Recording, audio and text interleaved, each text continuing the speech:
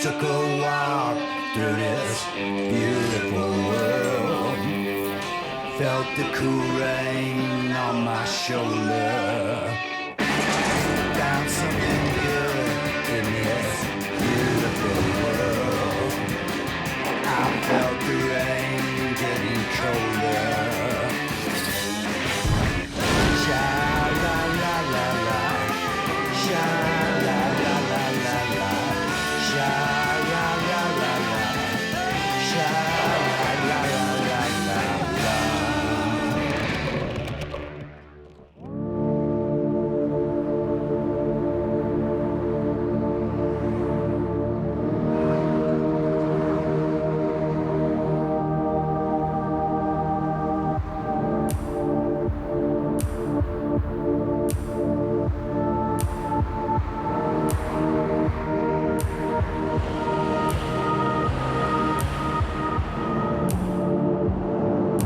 Los Angeles.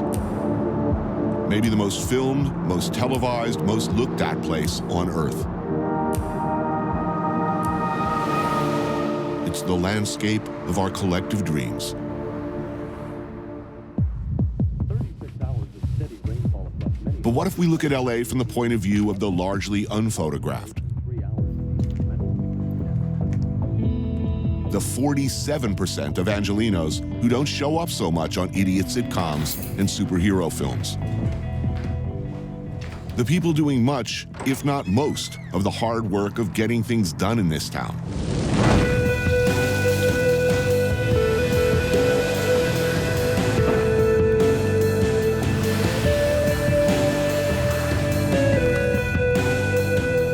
One in 10 Angelenos are undocumented. 1 in 10. Think about that number for a while. That's who's here now. Contemplate, if you will, what would happen if anywhere near 10% of the workforce were no longer here, particularly since they're rather overrepresented in those fields that most of us are in no hurry to enter.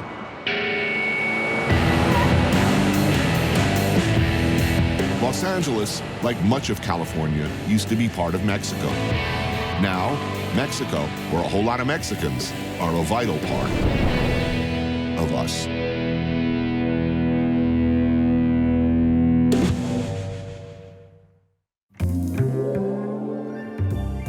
Raul Hinojosa Ojeda is a professor of Chicano studies at UCLA.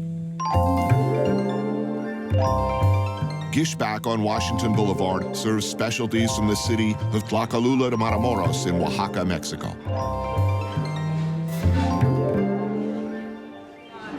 So, bro, you know about Tlacolula, right? I mean, this is The market, isn't it? Tlacolula is this village, okay, in the middle of a valley.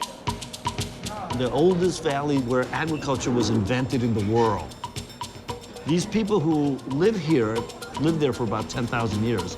So there's archaeological evidence of the seeds actually being manipulated. All the way back then. All the way back then.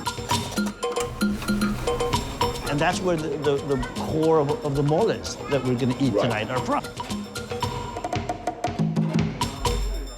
Mole negro, or black mole, is an incredibly old and sophisticated, near-magical substance containing over 30 different ingredients.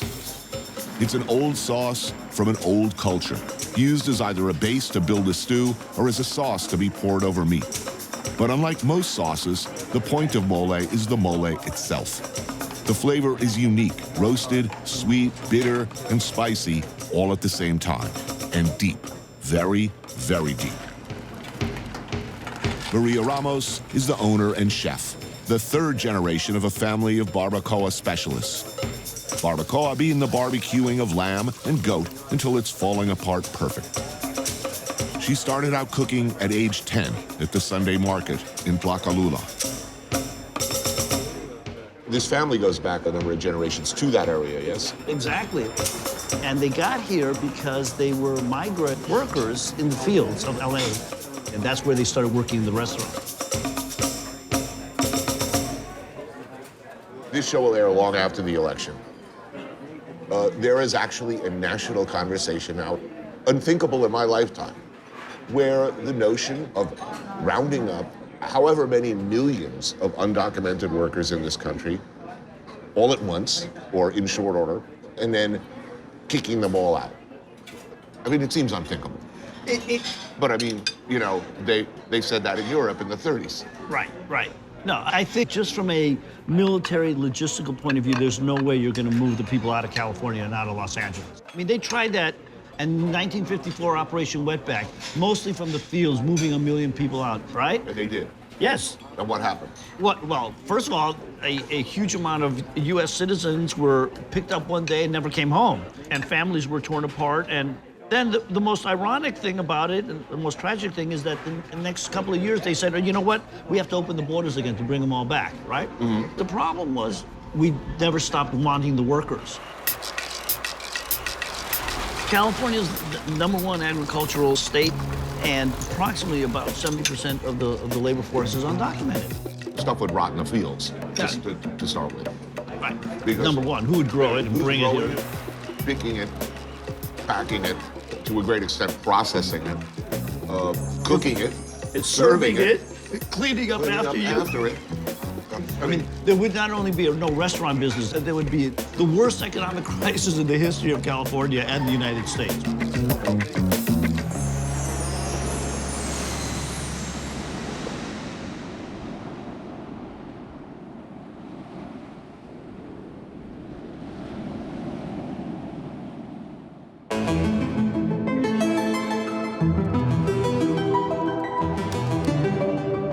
Esteban Oriol is a respected and highly sought-after photographer and director known for his street portraits.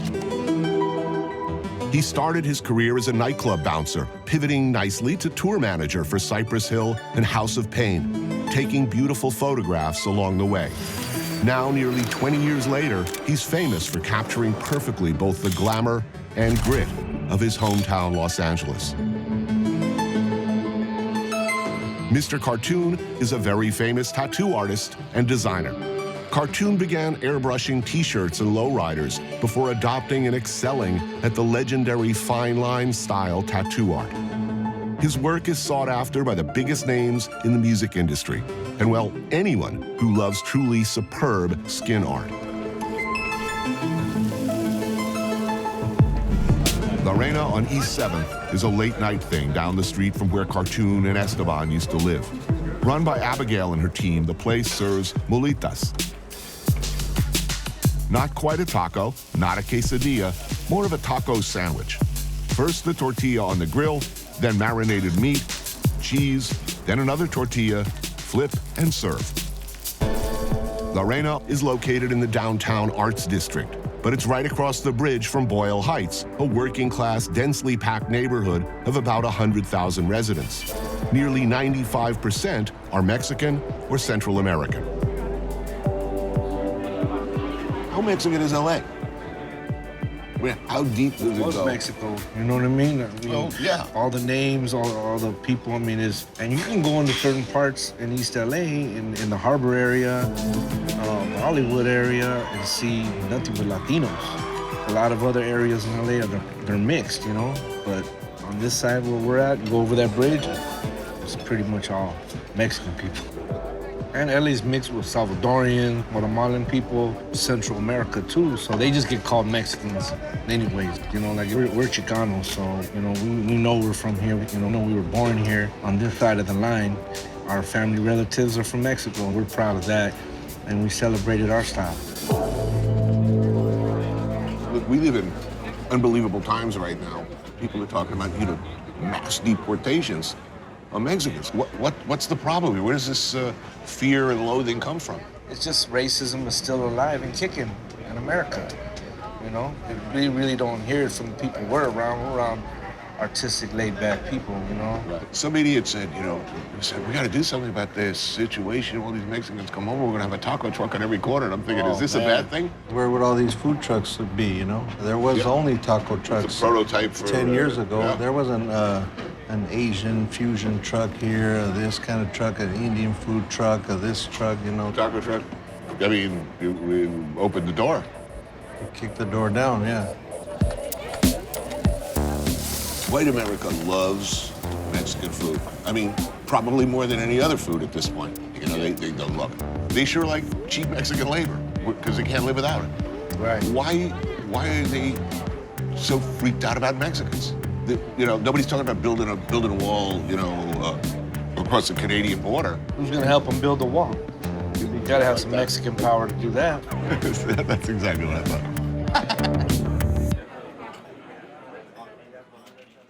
I was at a taco truck in Eagle Rock. That's one I go to. And I just overheard the guy's conversation. He was finishing up his order. And the guy goes, "So, bro, my mom told me not to eat any cilantro if it's from Mexico, because they're shitting in it to get back at Trump." And I said, "Well, don't get me wrong, I'm all for a good Trump takedown, but I'm not sure if they've got that level of organization going on in the Mexican cilantro field." All right, everyone gather round. Let's all start brainstorming. No idea is a bad idea. Yes, Crazy Eddie. Okay. This a little outside the box. But I say we shit in the fucking cilantro. Thank you very much, everybody. How Mexican is Mexican? How Mexican can you be, or should you be, if you grew up in California with a Mexican name and of Mexican heritage? Al Madrigal is a comedian. Gustavo Arellano is the editor of OC Weekly. We discuss such weighty matters over taquitos at Cielito Lindo on Elvera Street, which has been serving the kind of stuff that made Americans fall in love with Mexican food since the 1930s. Beans with machaca, spicy shredded beef, sauce, and cheese. I believe they call these things a burrito. But what they're known for here is their taquitos. Rolled up, fried, smothered in avocado sauce, jacked with chiliguero, garlic, tomatillo, and cilantro. Oh, yeah. Oh, man, I'm loving the sauce already. Oh, this is legendary sauce. Going back, 1934. Guacamole, you don't think it's gonna work, but it absolutely does. Wow. Didn't do that bad. This little spice at the end. I love it. You, by your own admission, you're a sort of a sorry excuse for a Mexican. You don't, how's your Spanish? Not so good. Spanish is horrible. Yeah, I've always been given a hard time about my Spanish. Mm-hmm. That's okay. Every Mexican in history has always given shit to another Mexican about their Spanish. You don't know this lingo. You don't know this pronunciation. But yeah, you should know Spanish better. Well, that's what I learned. This has been an age-old thing where everyone's trying to out-Chicano each other. Mm-hmm. And I shouldn't feel that bad about it. Right, what's the expression for a bad Chicano? Pocho. Pocho. What, is there a literal translation there? Rotting. So if you say pocho, you're basically saying you're a rotting Mexican. You're completely fake. You've lost all your culture, therefore you should be hated. That's harsh. I know.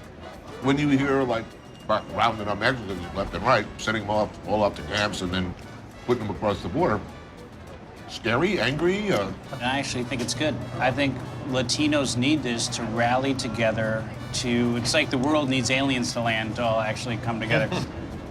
Is there anybody who could rally all Mexicans? You know, Like a spokesperson, yeah. No, like a Mexican Reagan. The last big leader was Cesar Chavez, and that was, God, what, 25 years ago at this point. I mean, you have to have almost a messianic figure. I have the answer. Who? Danny Trejo. Danny Trejo. People love him. Danny Trejo would be the man. He'd be that's the Machete. guy. I'd vote for him. Machete for president? I would totally vote for him. He looks good with his shirt off. Donald Trump can't say that. Bill Clinton could say that. Danny Trejo's still peeling that shirt off. He's the baddest dude in the history of badass. Look up badass in the dictionary. It says Trejo. Danny Trejo. Born in Echo Park in L.A., he spent much of his early life in and out of prison, including a stay in San Quentin, where he managed to straighten shit out, join a 12-step program, and rethink his life. He came out of the joint as a drug counselor. This led directly, if unexpectedly, to a storied career in film. Danny Trejo is known and loved for iconic tough guy roles in such films as heat. There's cops all over me, man. They're on me like a cheap suit. From dusk till dawn. Get out! And once upon a time in Mexico. But he finally rose to the action hero leading man status he always deserved, playing Machete. This is the boss. A character who grew out of a fake trailer from the Robert Rodriguez Quentin Tarantino film Grindhouse, which soon became its own awesome and gore-heavy franchise. If you haven't seen Machete, its follow-up Machete Kills, or soon-to-be-released Machete in Space, it's like missing the Citizen Kane of violent, family-friendly fun.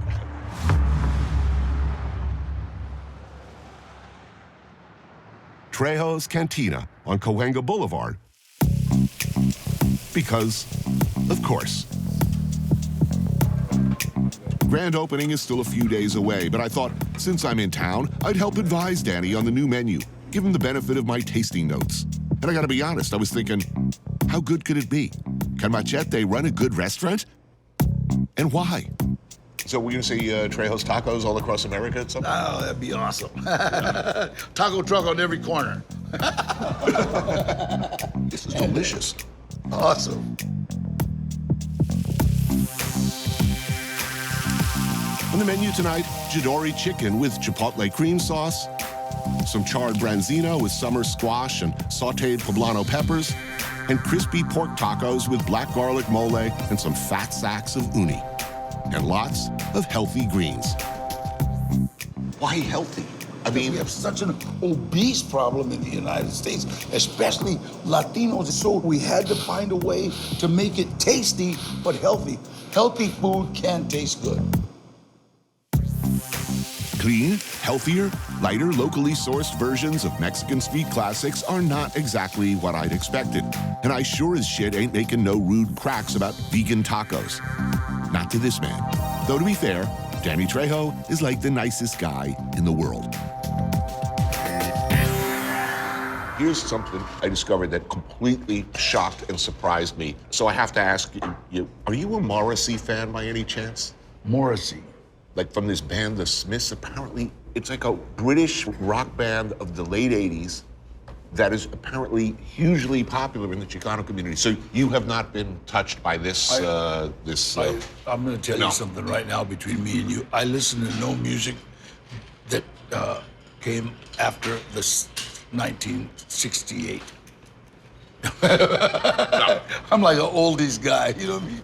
So, I know your parents were born in Texas. Yeah. But can you trace your people back to one area of Mexico? Or? Monterrey. My grandmother and grandfather were born in Monterrey. Did you speak Spanish at home? Yeah, I spoke Spanish till I was about 9, 10, and then, you know, usually you stop speaking Spanish when you go to grammar school, especially in the 50s, because they wouldn't let you. No, you don't speak Spanish, you know, so you kind of forget. Right. So then, but then when you start going to juvenile hall and jail, you pick it up again so the guards won't know what you're talking about. Did you get in a 12-step while you were still in prison or after? Well, I was in prison. That was 1968. Cinco de Mayo, 1968. That was where I just kind of like made a vow. I'm done. Yeah. When you get out, you became a drug counselor. I dedicated my life to helping other people. Everything good that has happened to me has happened as a direct result of helping someone else. Everything. Well, for example, you were called to a film set to counsel somebody. Yeah. And you bump into, of all the people in the world, Edward Bunker. Eddie Bunker. The sort of legendary ex-con turned writer and I guess screenwriter as well. I knew Eddie in prison. You see, and so when he saw me, what are you doing here? I said, I'm working with this kid. And then he asked me, are you still boxing? Because I held the lightweight and welterweight champion of every joint I was in. I said, I'm training, I still train, but I don't get hit in the face anymore. And he said, we need somebody to train one of the actors how to box. The movie was the awesome Runaway Train. Trejo trained and fought against the actor Eric Roberts, who along with Jon Voight earned Academy Award nominations for the film. For Danny, it was the start of a long and glorious career. He never looked back. I'll never forget Andrei Konchalovsky, the director, Russian aristocrat, right? He says, you fight Eric in movie. You be my friend.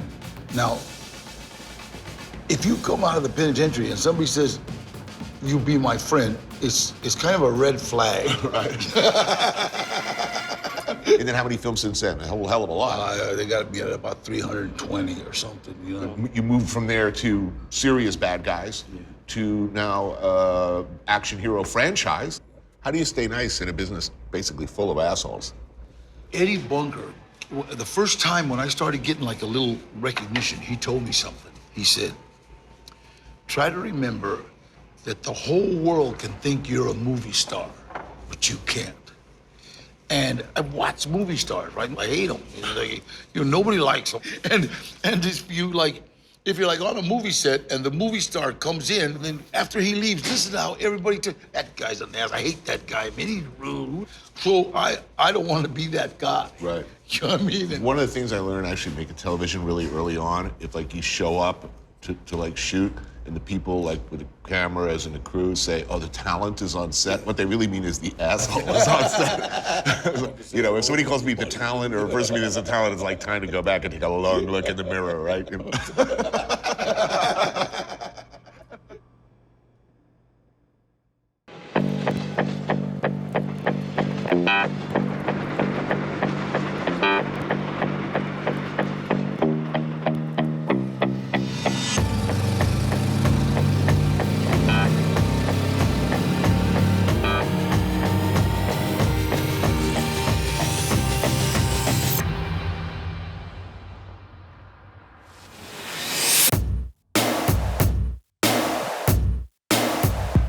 From LA, but from time to time, you'll find them here. And when you do, you best play nice. Gilbert Melendez, Nick Diaz, and Nate Diaz, 3 of the greatest mixed martial artists to ever fight in an octagon. Gilbert holds the distinction of being one of the few MMA fighters to be ranked #1 in the world in 2 weight classes. Nate and his older brother Nick are both vicious strikers and grapplers, and about as tough as it gets in a professional setting or on the street.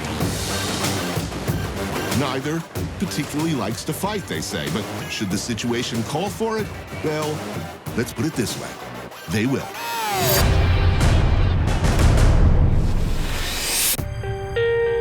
Nick and Nate grew up in Stockton and still live there and train there.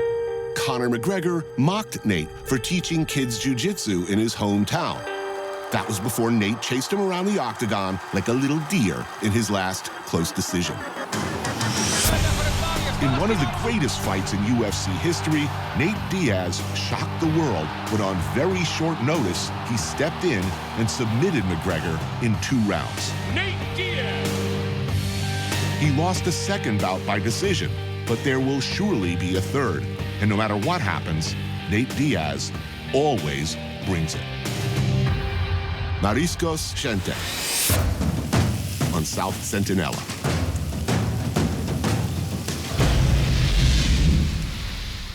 What do you eat growing up? Like when you in your house, when you were little kids, what kind of food were you eating?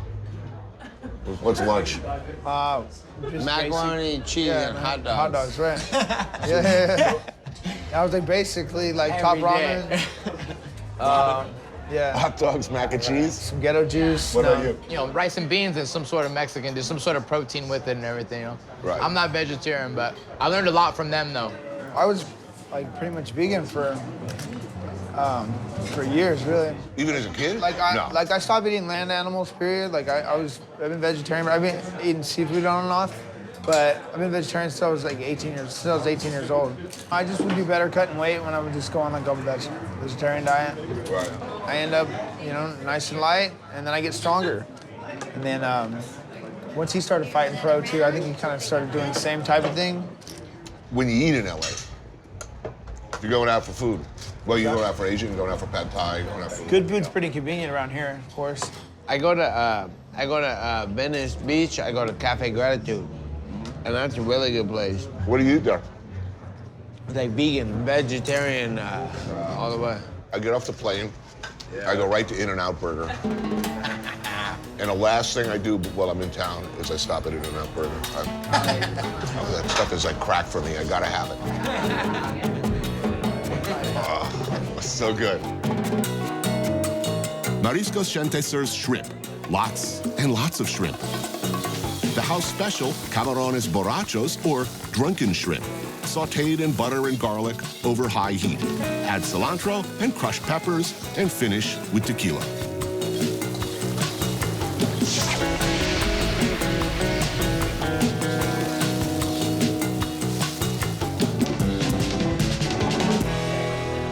So when was your first fight, like in school? Like what grade? What? First. First grade? Kidding. No. Yeah, this is what we're talking about, our first fight, right? One time I was in 6th grade, and I went down to the baseball field, waiting for foul balls, because when you catch a foul ball, you get free soda or a bag of chips or something. And I caught the ball, and one of the baseball players was mad because a littler kid was trying to rap and get it. So, what's up? Why don't you let him get the ball? I was like, shut up. I've been waiting all day for this ball. You know what I'm saying? I was a little kid. He was trying to get in a fight with me. And I'm with these guys, and they're all hardcore, and I'm in my head like, man, why they gonna make me fight this guy? Because we're in my head, right? I'm like, man, they make me fight this guy. And we're like going at it, and I've never been punched in my face so many times in my life. I was just a little You just kid. swing kind of wide back. I was hard. Yeah. Why you make me fight? That's the main. Why you make me fight this guy?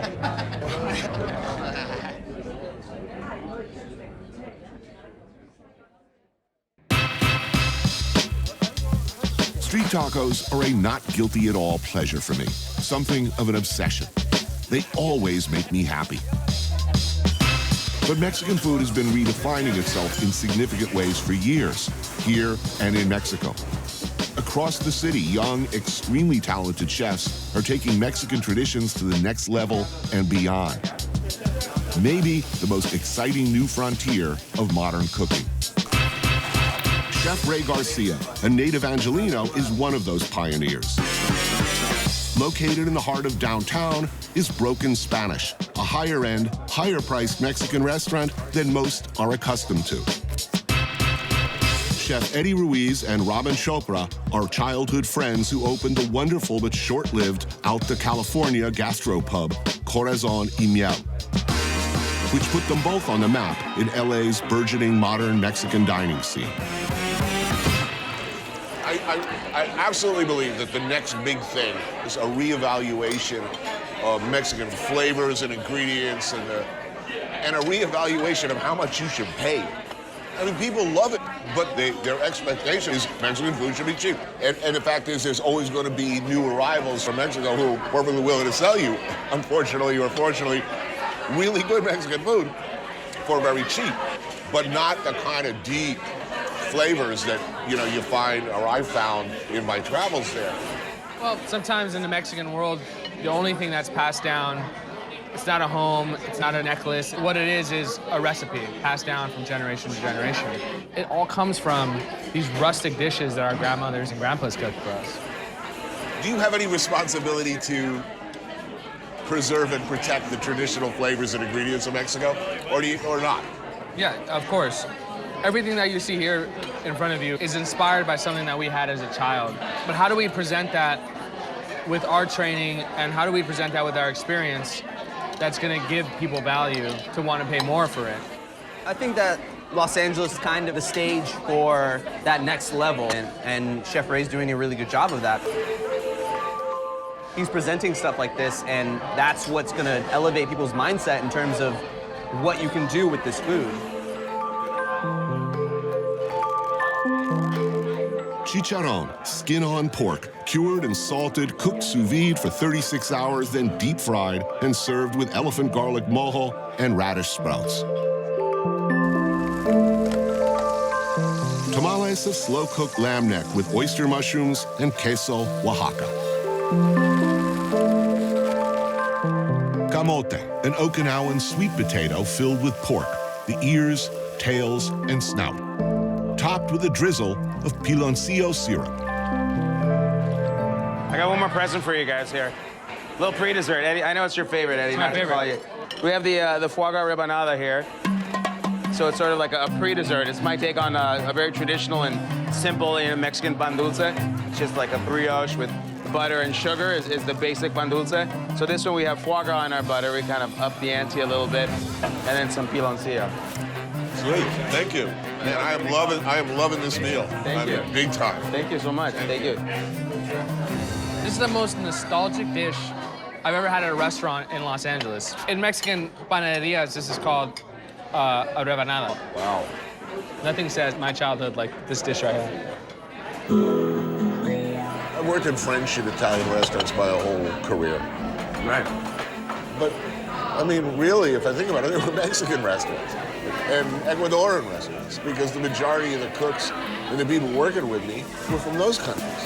That's who, you know, picked me up when I fell down, who showed me what to do when I walked in and didn't know anything and nobody knew my name. It's just the way our culture is. We're so family-oriented that that's what matters to us. At the same time, I feel like our job as chefs is to bring in our unique Latin American experience to dining. Family, tradition, food, culture. And LA is the heart of that right now. It really is. And hopefully that resonates throughout the rest of the country.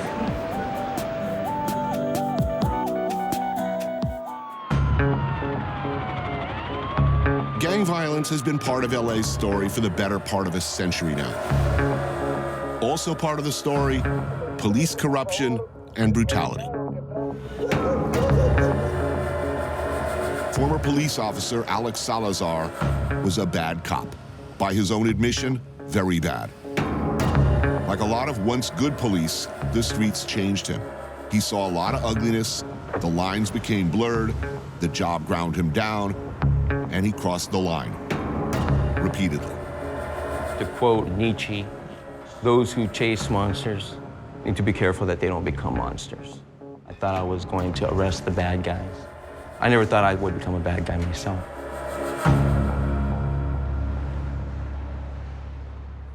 Did you become a bad guy? Oh, I did, yes. How bad? I became very aggressive, beating people, losing control, and using excessive force when there really wasn't any need for me to do that. I mean, I worked the most infamous police station ever known. It was called Rampart. Won Best Picture for Denzel Washington for his portrayal of this really bad police officer. I'm the police. I run shit here. You just live here. Was that an understatement? Were there cops that bad? Yes, there were. Yes, there were. I was one of them. The problem was very systemic. We don't have so much that problem anymore. It does happen. Is it not the nature of the job? When you're asked to every day go in and look at people at their most desperate and ugly, that you become desensitized and maybe even turn into a monster. Just think about it. Every day they're looking at the worst of society, and maybe they have a partner that gets killed or shot. It's all very overwhelming. Many turn to alcohol and drugs to medicate. And I'm not trying to be an apologist for the police because, you know, they do need to be held accountable. But, you know, we need to help them. We really do, because they are out there and they're the ones that are going to show up at your home. Mexican American, living in East LA, and a victim of a crime. You calling the police, expecting a sympathetic response? I mean, generally speaking, what do you think I think most police officers show up being ready to help out. They certainly have to do their job, take a report. But I mean, what do you think the victim thinks when they place a phone call? Do you think they have high hopes that I believe my call is going to be handled with the same fervor as somebody calling from Beverly Hills? While there are good officers that come in and they do help, there's also many who lose that empathetic feeling of looking at someone with brown skin or very dark skin, and they say, well, you know, why am I helping out this person? There's a stupid Mexican. And I saw that being projected upon these people who all they wanted was help.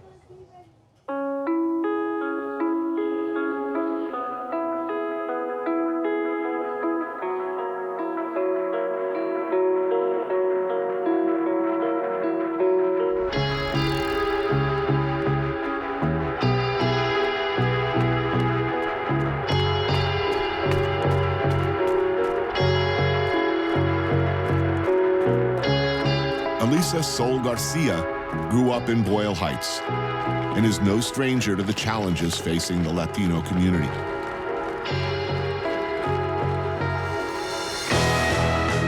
The Boyle Heights Running Club started as a safety in numbers project. The small group of community members started running the bridges of Boyle Heights, making their presence known, and simply by being there, by being a presence, taking their streets back from the gangs and the criminals, who too often are the default company in a one-company neighborhood.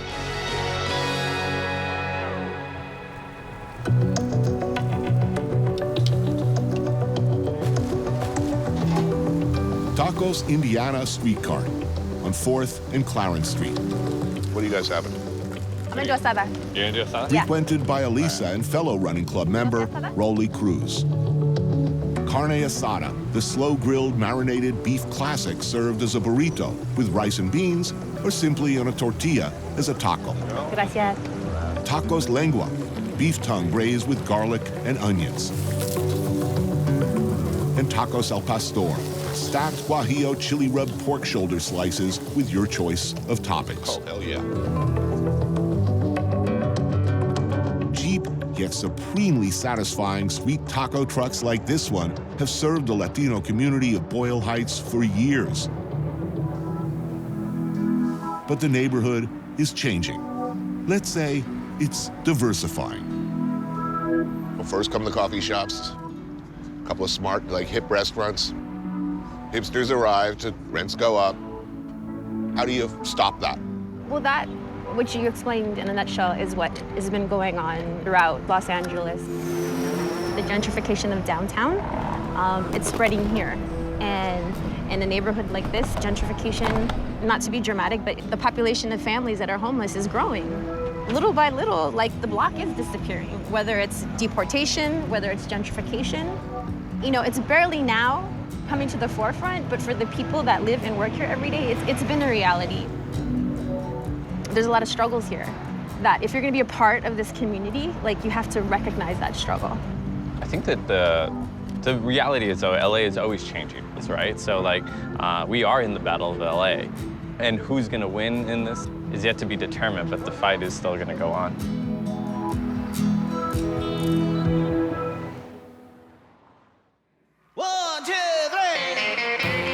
There has been, since the beginning, a tradition of Mexican rock and roll with its own unique sound. Richie Valens, Sam the Sham and the Pharaohs, Cannibal and the Headhunters, Los Cruzados, and Question Mark and the Mysterians.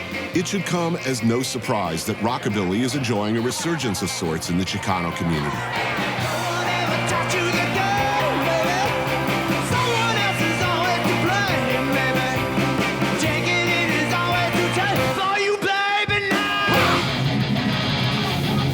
There is a long and glorious tradition of Chicano rock, garage, and punk boiling away under and over the surface for years and egregiously overlooked. But what is it with the Morrissey thing? What is it about Morrissey? The Irish singer via England who sang melancholic, pathos-filled ballads that were a backdrop for a million post-breakups during the 80s, that so speaks to the Chicano soul. I asked musicians and concert promoters Oscar Arguello and Albert Gamboa. Oscar thrives in the rockabilly world, while Albert is all things punk. What's up with the Morrissey thing? Apparently, in the Chicano community, like, Morrissey is like... It's a matter of the heart. Huge. It's a matter of the heart, man. Why of all the bands in the world, did Morrissey and the Smiths resonate in this community? It was a convergence of music and people that did not connect to what was being said. He connected with his lyrics. And I think everything was going so pop and so mainstream, and he was the alternative to that. And I think there is a lyrical element to his words that resonated with the Latino community. And people said that his lyrics, his songs resonated with traditional mariachi in that sense. So that the songs are so much about finding something beautiful or even funny, about getting relentlessly fucked over and having shit go wrong. I think Morrissey really speaks, you know, it's so odd. He's this white guy about like displacement and this longing for a mythic home. Because when I go to Mexico, I'm like a sore thumb there. You know, my Spanish is horrible, the way I dress, the way I talk, but there's just something about it. Like, Morrissey really articulates that experience. He himself, he's an immigrant. He is Irish. You know, he feels displaced. Irish blood, English heart, it's amazing. This is the thing about being a Mexican in the States. You're never white enough for this country, and you're never brown enough for Mexico. It is a big issue about that, pocho and all that. But I know that we are Californians, inherently. And I am Los Angeles. I've been dreaming of a time when to be English is not to be painful, to be standing by the flag, not feeling shameful, racist or partial forever.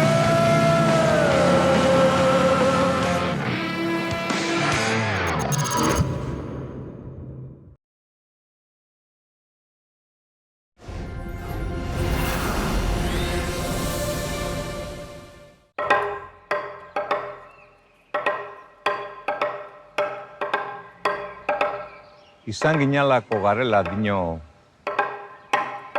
Euskal esamolde zarrak. Zer izan ginen, noiz izan ginen, ez dakigu. Ez dakigu gure hizkuntza nondik datorren. Beste hainbat hizkuntzarekin nahastu da. 25.000 urte eta itsaso hau zeharkatu izan dutena guze zarrek. Gure hizkuntza gaur duguna. Gure hizkuntza hau da gure aberria, azken batean.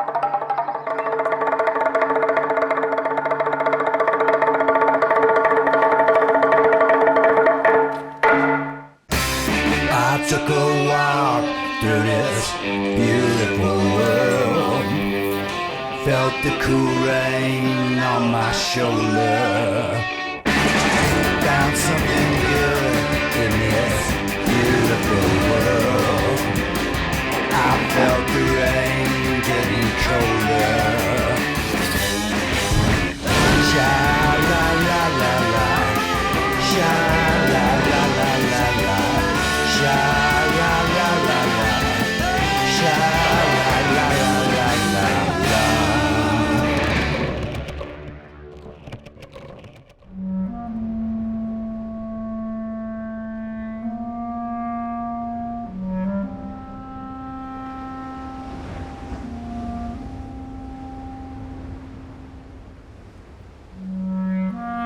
The Basque Country is an autonomous region, a place, a culture, where the Basque language is spoken. Strictly speaking, it's an area straddling Spain and France at the western end of the Pyrenees. They've been speaking Basque here long before the first Roman arrived in 65 BC. It is a very old language. How old, like the question of how far back their history goes and where it begins, is not known. The best answer anyone can give you is long, long ago.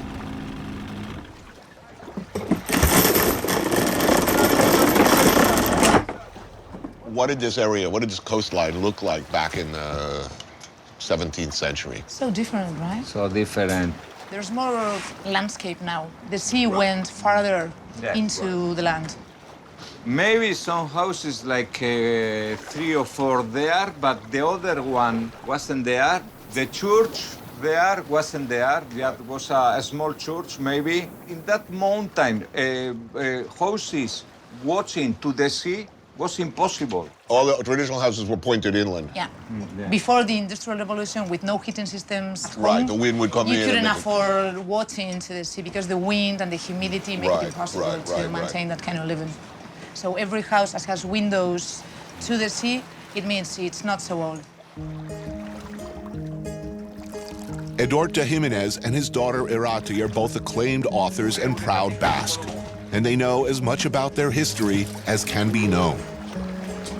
Sea barnacles, or percebes, are much loved here. Steamed briefly with a little salt. Simple, like much of Basque cooking. Ah, vale, vale, vale. It's delicious. It's very, very good. I love these.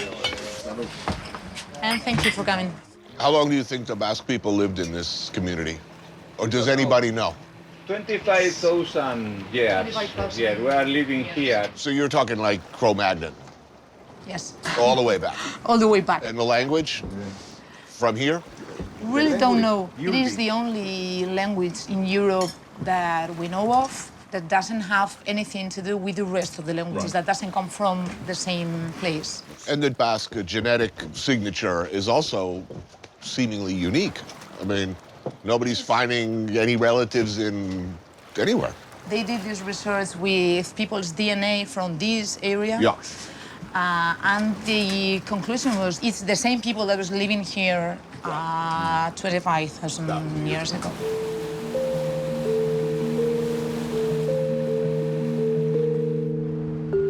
So do you believe that? The Basque have always been here, that the language has been influenced by nobody else? And the mystery, Anthony, is that we are in the way. Yeah.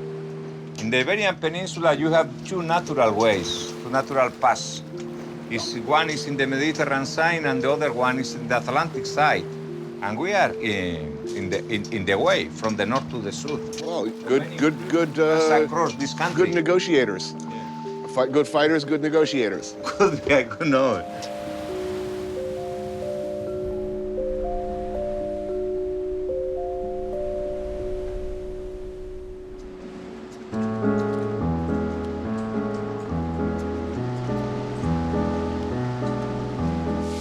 You could make the argument that there is no better place to eat in Europe than the city of San Sebastián.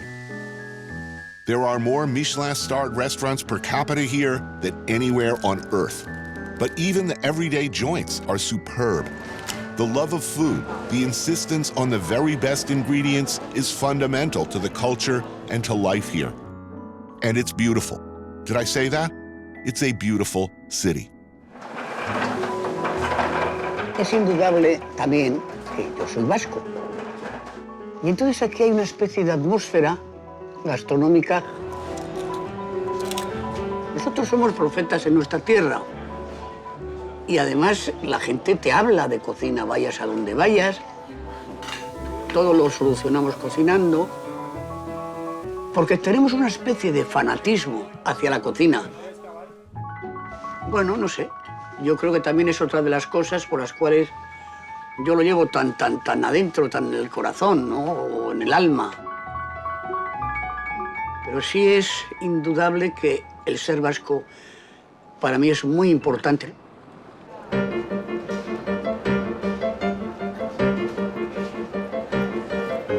You know exactly where to go, no? If I'm lost, I'm only lost for 2 minutes. I always find my way. You find it. Oh, here he is. ¿Qué tal? Juan Marie Arzak has been, since I first met him, and his amazing and accomplished daughter Elena, my mentor and friend, steadfast and loyal in every way a person can be. Father and daughter are two of the greatest chefs in the world. Bueno. ¿Qué tal? Bien. You are happy. Very content. Yes, I love it here. Osasuna? Osasuna.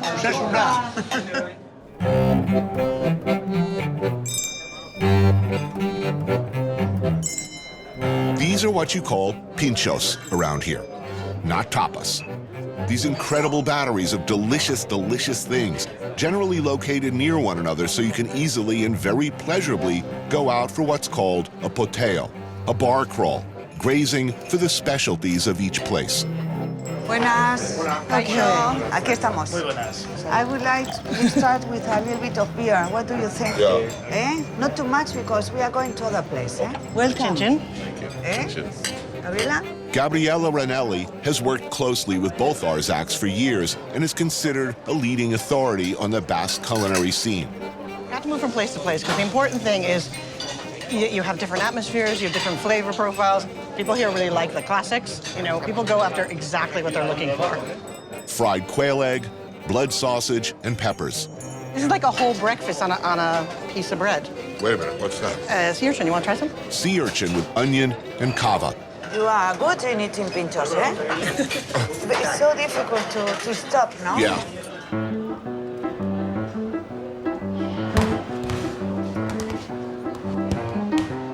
Walking anywhere in San Sebastián with Juan-Marie Arzak is like walking through Chicago with Michael Jordan or Washington, D.C. with George Washington.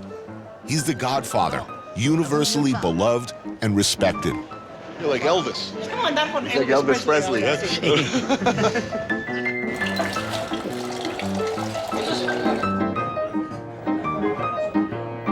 Why do the Basque, unique among their neighbors, obsessively insist on such high-quality ingredients for everything? Siempre, bueno, siempre las temporadas, las sesiones, o sea, siempre el producto de aquí. People have a passion for food here. Why here? No se sabe. I don't know. It's always been this way. Until about 80 years ago, there wasn't a lot of this stuff written down. No, no había libros escritos en euskera ni nada. Todo era de voz a oído.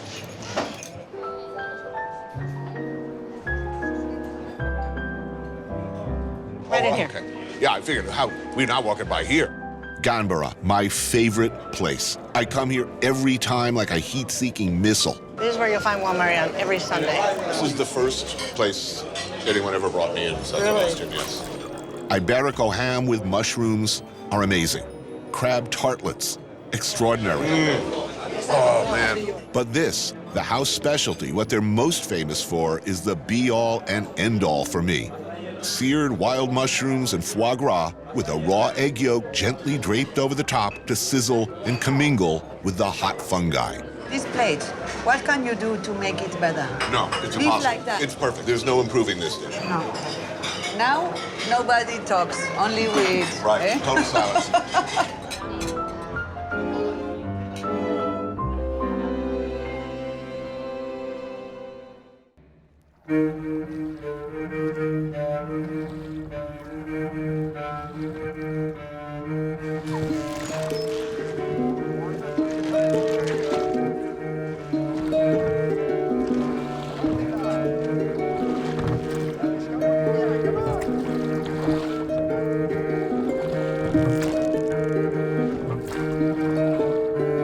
We are in the Basque country, in a place called Pasaya, near San Sebastián.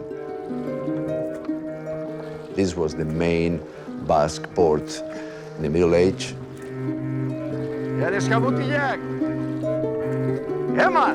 The Basque ships in different times, they were the top of the maritime technology. And because of that, they could face the big challenge of the ocean. This is a very old tradition. You see, we have a very old language, we have a very old culture, and that culture has been always looking at the sea.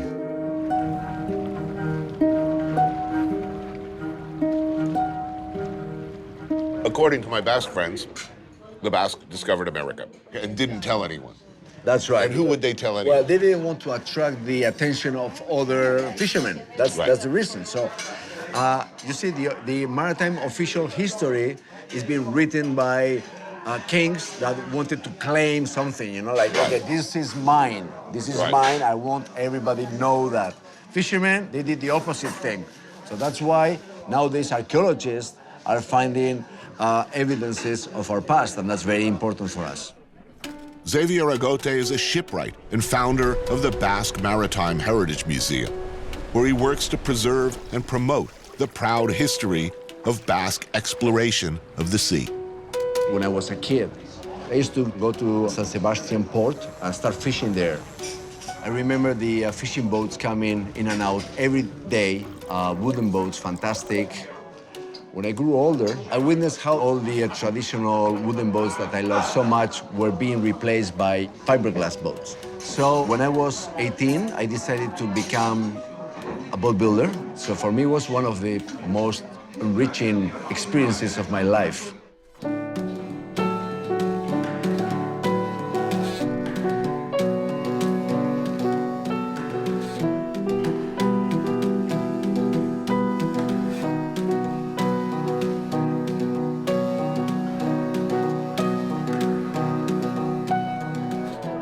We created Albaola like 20 years ago because nobody knew about the Basque and the relationship with the sea. And at the moment, we are building a dream of my life coming true, which is a 16th century Basque whaling galleon. My hope is that through this project, the Basque people will know more about our maritime history. They will be proud of their ancestors. We decided to build this ship. I mean, nobody asked us. This used to be the center of the world for boat building. Bad times for the Spanish Navy was good times for the Basque, because if a lot of ships are sinking, that means more work here. The Basque were the first whalers, industrial whalers, in a time in which the Basque were the only people hunting whales industrially. How many guys? In a classic rowing boat, 7 people. Okay, 7 people, guy out on front, the strongest guy with a harpoon. That's right. Whole lot of rope. 200 meters rope. How big is the boat? 8 meters. 8 meters. If the ropes get too wet, you sink. If you fall overboard, you die. You die. If the boat capsizes, everybody you die. dies. Right. You have to tow that whale to the land, rowing. A 60-ton whale. 60 tons? 60 tons. Metric, you know, it's like big. So what happens if everything goes well? Well, you become very rich. This place is the famous El Cano in the seaside village of Guetaria, a place known and loved by chefs all over the world for what they call their Paleolithic cooking, the straight-up application of fire and a very few ingredients to make, well, magic of a kind. Rock prawn. The head and body are cooked separately. The body is served nearly raw, what they call semi-ceviche, while the heads are grilled. Oh. That's nice. This is gonna be good. That's very nice. Squid served the Paleo way, grilled with an onion green pepper sauce. Wow, look at this. Excellent. Look at that, he puts the tentacles inside, nice. And cocochas, about as bone-deep, old-school, fundamentally Basque an ingredient or a passion as there is. The jowls are chins of hake, cooked pil-pil style in olive oil and swirled constantly to emulsify the oil with the fish's natural gelatin. What we like is the quality of the product. We like to have everything alive in our mouth. Oh, these are the cocochas? Yeah, but this is good food. Look at that. Yeah. So this is a good time to talk about cod, because the Basque are not getting to America or Newfoundland without salt fish, right? If you didn't have protein that lasted, you could not project, you could not explore, and you could not project military power. Absolutely. In the early times, something we know is that the Basques were the only ones drying the cod. Sea salt, we lack of it. And so we were forced to dry it. And dry cod, you could preserve it for years.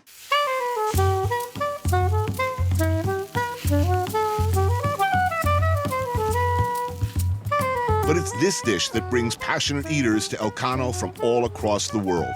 The turbo, grilled. Look at that, that is beautiful. Perfectly over coals, and then portioned out expertly by owner Aitor Arregui, so as to highlight each and every unique bit and its special characteristics. You see all the white points? Yeah. This is the protein of the fish. And if it's good eat, we can make it like emulsion. The light gelatinous skin with soft and slightly caramelized flesh. Wow. The fat, unctuous belly. He's finding every single secret of the fish. The bones, tiny scraps of the sweetest meat clinging to them. Crunchy, gelatinous. One dish, a mosaic of many distinct flavors and textures, all of them epically delicious.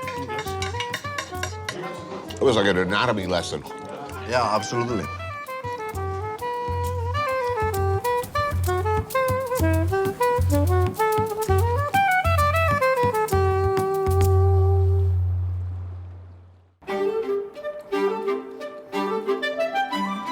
Es que esta casa a mí me relaja. Y no solamente me relaja, sino es donde mejor estoy del mundo, en mi casa, que le llamo a esta mi casa, porque yo nací aquí. Yo Yo soy la tercera generación de mi familia en esta casa que la hizo mi abuelo. Y luego está mi hija, que es la cuarta generación. Y hay que darse cuenta que para mí estos muros son muy gordos, los de esta casa, muy gordos, muy gordos, muy gordos. Y además creo que los espíritus de la familia están ahí dentro y me transmiten tranquilidad, me transmiten estar bien, me transmiten, no sé, pues instintos. Yo me divierto muchísimo y para mí además la creatividad para mí es imprescindible para poder seguir adelante en mi vida, porque si tuviese que no tuviese el restaurante, no sé qué sería de mí. How old is the restaurant? Since 1897. 1897, starting with great-grandparents. I feel at home at this table. It is not my first time here by a long shot. I am among friends who feel now like family. Yo vivía aquí en una habitación que daba a un comedor y que, bueno, pues aquí, porque mi madre hacía muchos pequeños banquetes, todo muy popular, ¿eh? Porque mi padre se murió cuando yo tenía 8 años y soy hijo único. Fui muy mimado por todas las camareras. Entonces yo primero hice, bueno, ayudaba a mi madre y luego ya pues hice un año de arquitectura. En Madrid había un amigo allí que estaba en la escuela de hostelería y me dijo que era muy sencillo porque eran 3 años. Que los fines de semana podías ir a hacer extras de cocinero por ahí por el mundo, pues viendo. Empecé con Bocuse, Troagro, Chapelle. So how many years in the restaurant business? Ahora tienes 74, ¿no? 74, pues con 23 años ya me quedé aquí. Bueno, estuve con mi madre. Mi madre me dejó el restaurante en herencia porque era hijo único y además me dejó dinerito. Yo he tenido mucha suerte.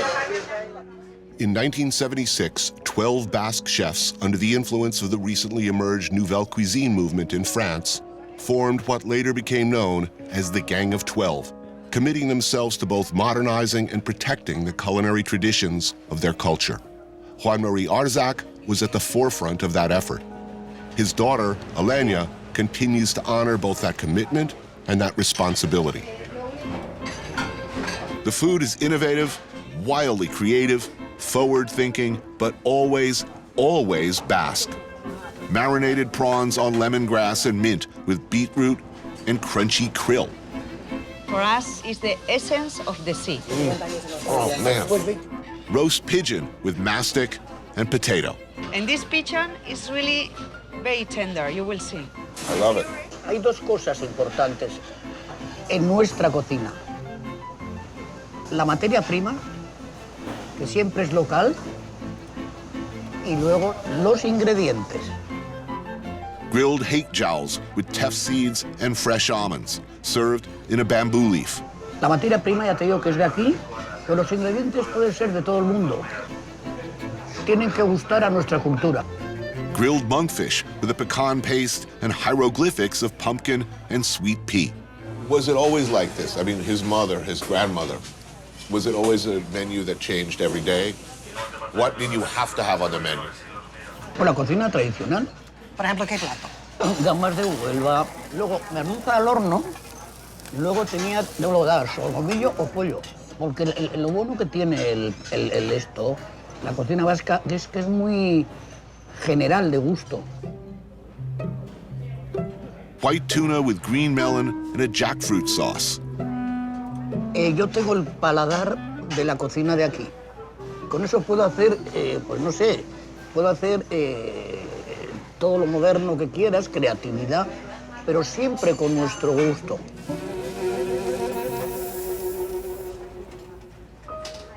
Entonces, porque hay que tener en cuenta, y ahora cuando hacemos los platos nuevos, que hacemos unos 50 al año, siempre tenemos que tener en cuenta ese paladar. Squid with walnut ginger paste, psyllium sauce, and black tomato. So you ever going to take off the chef jacket? What is his plan? ¿Qué es tu plan para más tarde? Yo nada. Yo San Sebastián. Ah, I knew he was going to say this. Y morirme en esta mesa. He would like to die at this table. I like. Not tonight. Not tonight. Pronto no. No. Hoy no. Si yo es donde mejor estoy aquí, en el restaurante.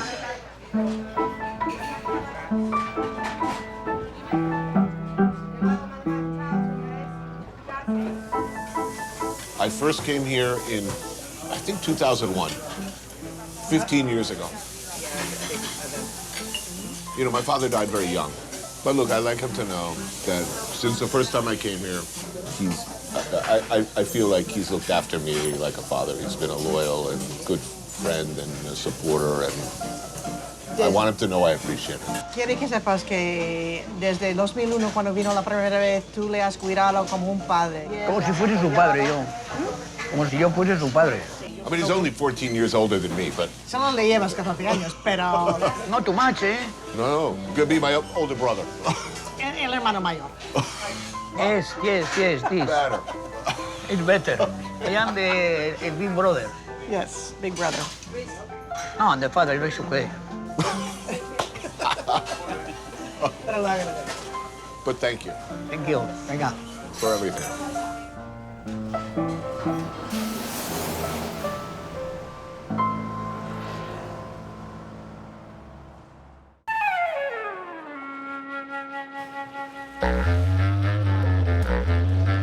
It seems sometimes, maybe even all the time, like you can wander into just anywhere in San Sebastián and find fantastic things to eat. Casa Urola in the old town does not outwardly look like a place where you're going to find this. Seared mushrooms with egg yolk and pine nuts. Potato sauce? Yes, and duck sauce. Beautiful. Wow, look at that. Grilled tuna with marmitaco sauce, a reference to a classic fisherman's stew. Peas and a consommé of Iberico ham. Oh, pretty. The food is so good in this town. I mean, it's really outrageous. Yes. I mean, you walk by this place, you don't expect this. Olats Gonzalez Abrisqueta is a professor of social anthropology and a documentary filmmaker. Whoa, look at that. It's the squeeze with white bean cream. Wow. I know that this is the end of squid season. Yeah. Everybody says this. I mean, everybody knows. Yeah. The Basque obsession or insistence on really, really good ingredients. The fish has to be in season. It has to be incredibly fresh. It always has to be the best of everything. I mean, the Basque are very obsessive with qualities. For example, as you know, I did a thesis in the Basque pelota.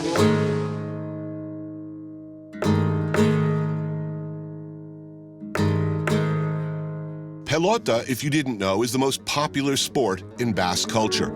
Its origins go back to the Middle Ages. The Basque are as obsessive about this pastime as they are about food.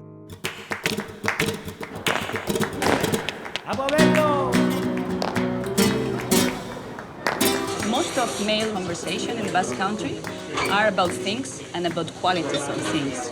And they pass days and days in bouncing the balls for the match. And they need to know which one is the best for the match and how it behaves.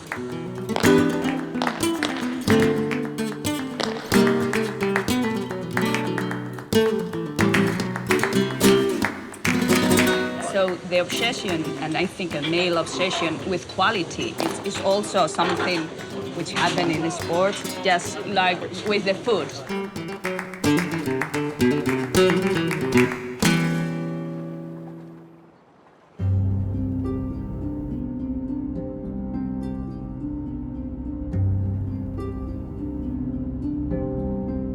Basque language and culture exists on both sides of a border. Unsurprising, as they predate both countries. This may be France, but it's still Pays Basque. Here we're in the French Basque Country. The Basque Country is divided by a frontier, but we're talking about the same culture in the French Basque Country and the Spanish Basque Country. Is there a difference between the French and the Spanish side? Well, on the Spanish side, it was the dictator of Franco, and there it was forbidden to speak in Basque. On the French side, it's true that there was a little less pressure about talking Basque, But because there are a lot of people who are coming from Paris, from big towns for retirement, we're losing the Basque language. Do we drink Spanish wine? Do we drink French wine? We drink French wine. French wine. Okay, good. We're in the town of Ahetz at La Ferme Ostalapia. Mireille Gert was born in Spanish Basque country, but raised in France. We've got a very good quality of life here. The sea, the mountain, the sun. And the food. And the food. Things are different here.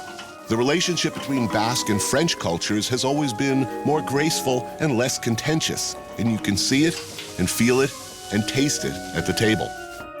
Ventrèche de thon, or tuna belly with tomato carpaccio. Pigeon, roasted and then flambéed, served with a terrine or pâté of the same bird. On this side of the border, are the chefs as creative or more traditional? They're more influenced by the French cuisine, which is more complex. On the other side, we simplify. Here, it's a little bit more complex.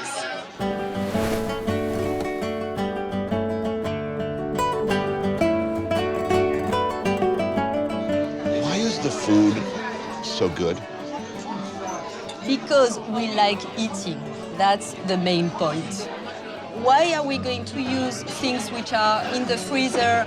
You're going to try to do it always fresh, very simple, but with very good things. I would say that what describes the Basque cook. It's really simple, but fresh.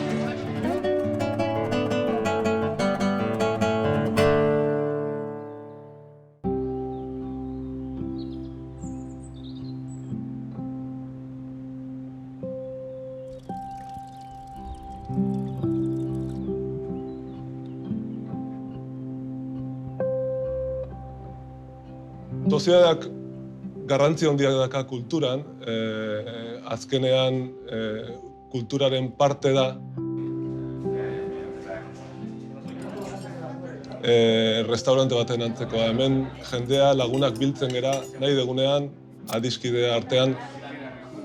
Eta kanpoko jendeari bai atentzioa deitzen dio, sozietate ezberdinak daude. Eta nik oraintekan gogoratzen da nire aitona nola 80 urte baino gehiagokin etortzen zan onera. Eta lagunekin ardo botila bat ireki eta txorizo pixkatekin, bereekin hitz batzuk egin eta disfrutatu momentu horretaz.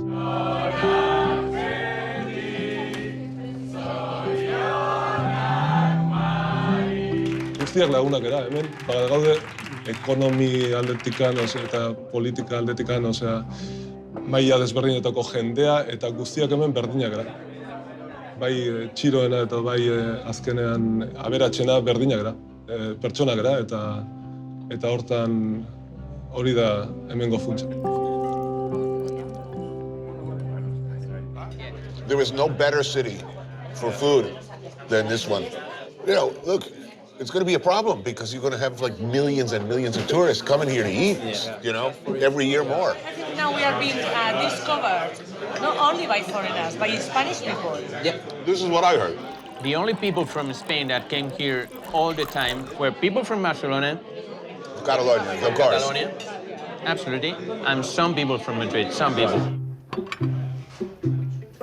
So-called bro food, in fact, predates the advent of the Kobe slider or donkey sauce, and probably even the high five.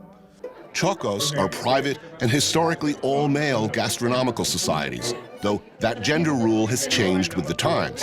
It is still strictly Basque and strictly members only. So was everybody born here? You're from San Sebastián? San Sebastián. Well, everybody. We are very lucky that we are just here, surrounded by the sea, the mountains, the green mountains. So in just 1 hour distance, you have any kind of fresh product. We consider food as a part of our culture. I mean, the importance it has in our daily life. I mean, yeah, this is the best example right it. here. There's one thing that my dad always says: we may not have money to go on holidays or to buy a new car or even to buy new shoes.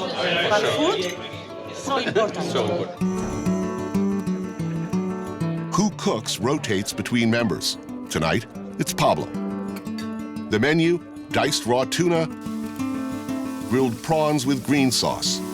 You notice that we don't like herbs or spices at all. Nothing. We don't. So the most we use parsley, and then garlic. Of course garlic, onion all the way. Yeah. Because people have the idea if you add many spices and herbs to something that you're cooking here, you might be suspicious about maybe it's not so fresh. Not fresh. Yeah. You want to take this food and put in another country, maybe Moscow, maybe New York. It's impossible to cook in this way, and people don't understand.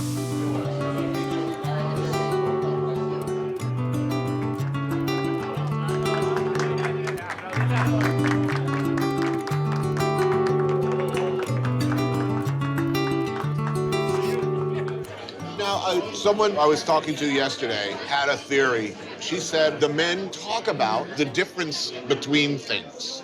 The difference between this bicycle and that bicycle. The difference between this bicyclist and that bicyclist. And that this is an innate part of the Basque culture. I don't think it's exclusively from here. I think this is something that comes well from Franco years. Where's Franco buried, by the way?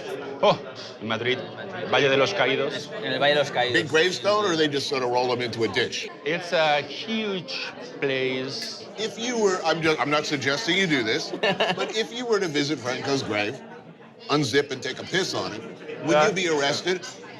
Yeah. No, you would be in the news all around the world. Would that make you popular or unpopular? Popular. Popular, yeah.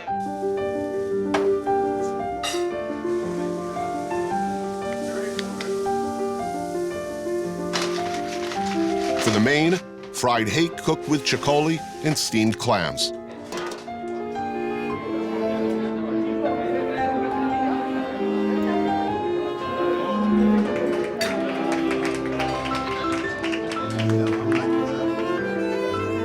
So what's the best thing about this city for you? I mean, you've lived here your whole lives. Having so many things so near. I mean, I have France near, I have all the coast near, I have the mountains near, I have very, very good gastronomy. It's the way of life. And it's a way of life. It's the way of life. You are able to keep the very same group of friends till you are old. You can sit because, here. Yes, that table. And they're in 40s, and I'm sure they know each other from they are 10 or 5 years old. And they keep on coming here every week and have dinner here. Every week.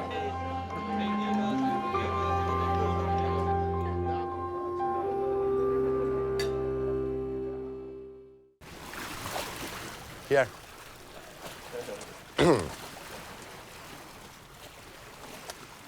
Ipar Amerikako lehen oinarria Euskal arrantzaleek zuten ezarria Gure hizkuntzak ere nundu jatorria Igual itxasondotik gorantzi gorria Itxasoa bezala da Euskal Herria Beti da zarra eta beti da berria This place, deep in the Echondo Valley, about an hour outside of San Sebastián, is Etxebarri, one of the greatest, most iconoclastic, and most loved by chefs restaurants in the world. It is in every way extraordinary. Sometimes with chefs, we sit around and we play this game. If you had to die at one restaurant, you know, what would your last meal, what restaurant would you like your last meal at? And they were coming up with restaurants, and I said, well, what about Etxebarri? Etxebarri. And they all changed their answer. They said, oh, no, you're right, that place. It's so perfect. My lunch companion is my old friend, Virginia Irizar. With her father, she runs the Escuela de Cocina Luis Irizar, her father being Luis Irizar, of the original group of 12, and the man who first showed me, well, everything in San Sebastián. Your dad's first job, I hear, was at the Maria Cristina. Is that true? He started there? 16 years old. His first duty was to keep the white wine ice cold for the chef. Otherwise, they were in trouble. It's understandable. So what did they do that was different?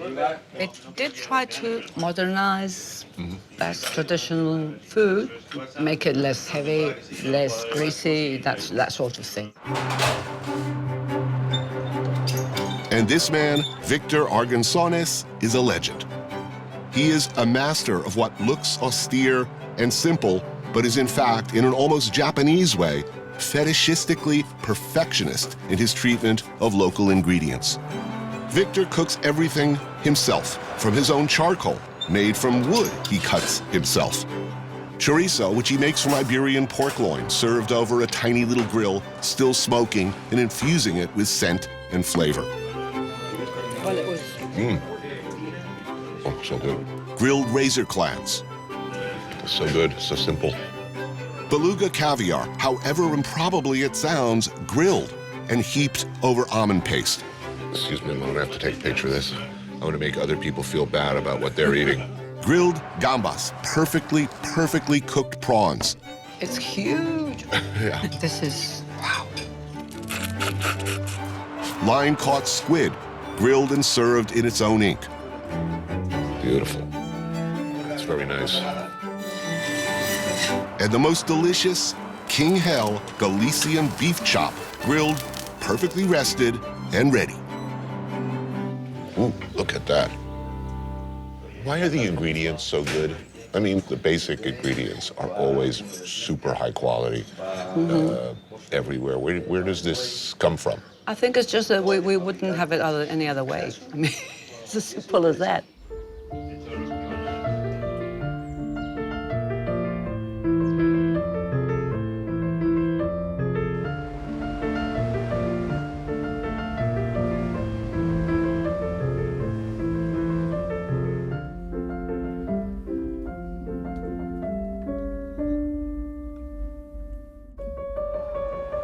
Claro, para mí todo ha sido fácil y todo ha sido bonito, que es lo más importante. Yo siempre suelo pensar que hay que estar, claro, si no tienes creatividad, estás como muerto. Hay que pensar como un niño. El día que no pienses, tú vas a una plaza y ves ahí a los niños todos los días, o sea, siempre hacen cosas distintas y siempre están contentos. Y yo, bueno, a mí lo que me gusta es estar siempre ahí, como los niños. Como un niño, que el niño no tiene fronteras. Y no hay que tener fronteras. No, yo no sé si esto es difícil o no, pero para mí, desde luego, no.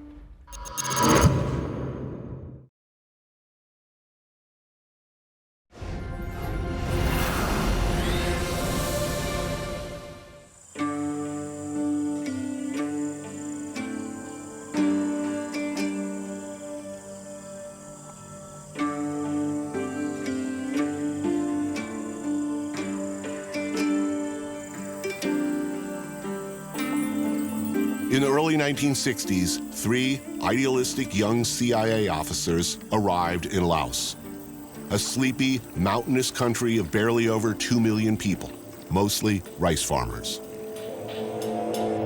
Their mission? Stop the spread of communism, recruit and train Hill Tribe warriors to fight a shadow war against the North Vietnamese and the Pathet Lao. The war in Laos was secret. The Russians knew about it. The Chinese knew, the Vietnamese, the Laotians certainly knew. The only people who didn't was the American public and Congress. I took a walk through this beautiful world, felt the cool rain on my shoulder, found something good in this beautiful world.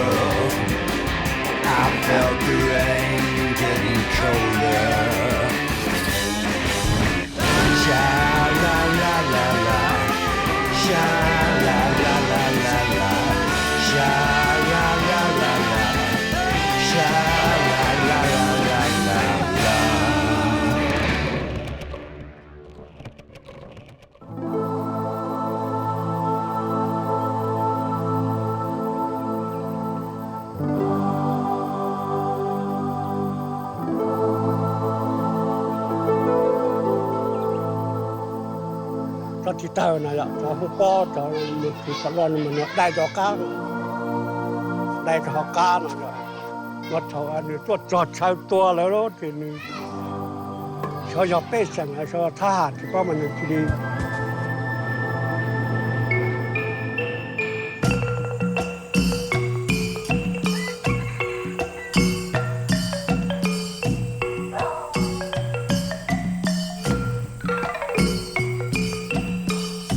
Though never actually at war with Laos, at the same time we were fighting in neighboring Vietnam, the United States flew more than 500,000 missions over this tiny Southeast Asian nation, dropping more bombs here than on Germany and Japan in all of World War II combined. This only a part of the largest covert military operation in history, a conflict that became known as the Secret War.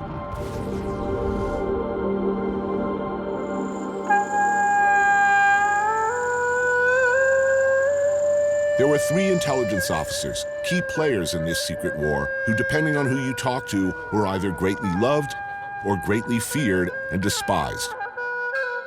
Anthony Bourdain, also known as Tony Poe, had an extensive paramilitary background as a former Marine and CIA officer. Bill Lair, a Texan and World War II vet, was an influential CIA case officer. Vint Lawrence was recruited right out of Princeton, even though he was an art history major. They succeeded at first in impeding the flow of communist North Vietnamese arms and troops on the Ho Chi Minh Trail. But by the end, they were arming even children.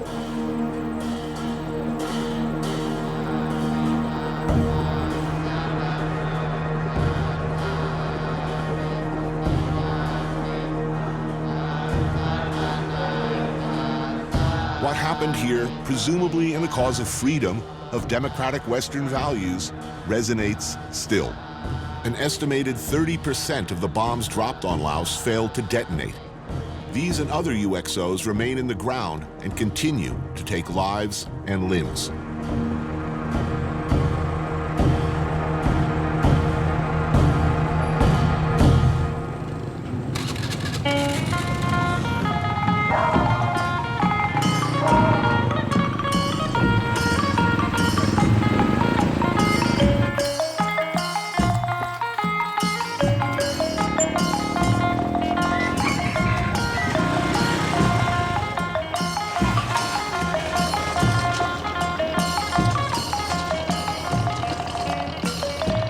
Get off the plane. Yes. What's the first sort of recognizable smell that registers? Wood smoke, grilling, river as well. You know, it's just like the Mekong. It's like diesel or whatever the fuel is here, a little bit of that. Yeah. From the first time I heard of Laos, I was hooked and filled with a desire to see the place. Once a storybook kingdom of misty mountains and opium, at one time a protectorate of France, a mysterious landlocked nation bordered by China, Thailand, Cambodia, and as fate would have it, Vietnam.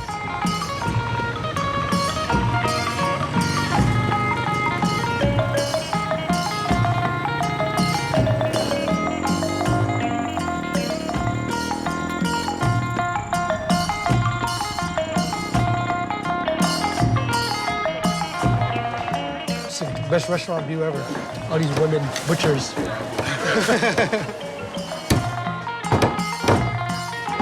Chef James Sihabut earned his Michelin star in San Francisco.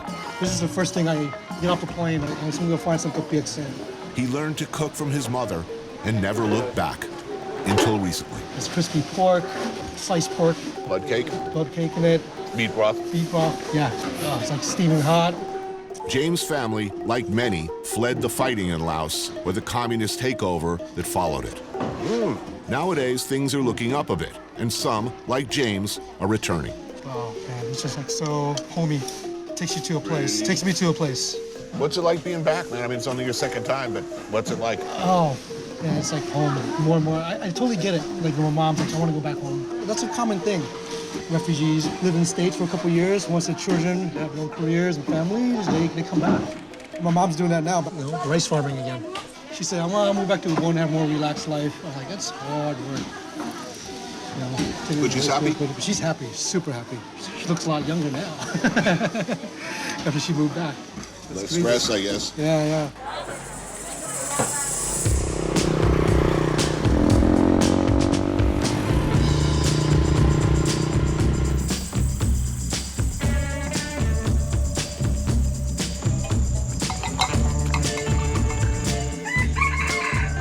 This village we call Long Lan.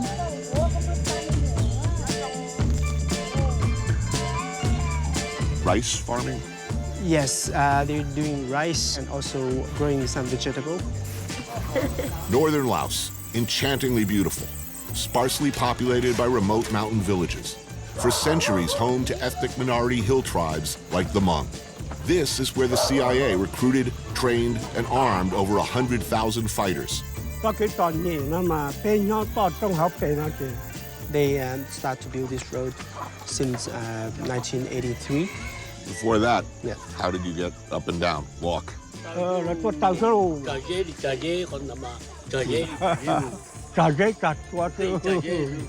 In these same mountains, but on the other side of the conflict, there were people like Mr. Lee, now in his 80s, who fought for the communist Pathet Lao. He is Hmong, and during the Secret War, he fought other Hmong. Ah, fantastic. Wow.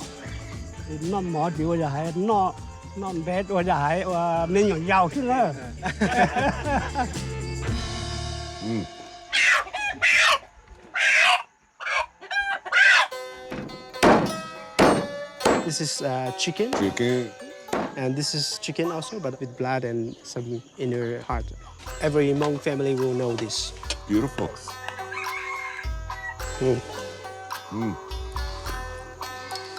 He was here when the French were here, yes? Tức tỏ cá nói là lần đầu phát kỳ khía cho các bạn in cá thang. Nè, hay là hay sinh sinh nhà tàn con đó thìฝรั่งcho cá.ปี1963อันนี้กาตัวมองตัวมองบลอตัวบลอđó. Lại mua cho nó cho là xích tua xứ thì bây giờ hayว่าcon xích cũng chỉ tổ chức cũng chỉ có tổ chức thôi nè. How was he injured? Thành ra giờ ôi cha có họ trồng mỏ. Họ ấy chỉ trồng vấn đề thì giờ chỉ trồng bông. Là tôm bông tua trâu vậy à? Là bông đàn lâu đó. Yêu trồng nó. Cái chừng nhau có vậy à? Cái bông chừng nhau nó là mua chỉ tao nè. In the end, when the last choppers hurriedly left Vietnam, Laos and many Lao who fought with us were left behind too. What had been a kingdom was now a communist regime. Yeah, the bad guys won. A few who'd been most directly associated with the American effort, unwilling to face rehabilitation camps or worse, never surrendered, and are, all these years later, hiding in hills like these. Hmong were killing Hmong bitterly for many years. If the same people who were trying to kill him and who he was trying to kill came back now, how would he feel about that? Thì cứ đi nó cho thảo sinh tua thì có chỉ bao giờ cũ giờ có giờ cũ.เพราะว่าจะchỉ có cái chắc làว่าคือว่าตี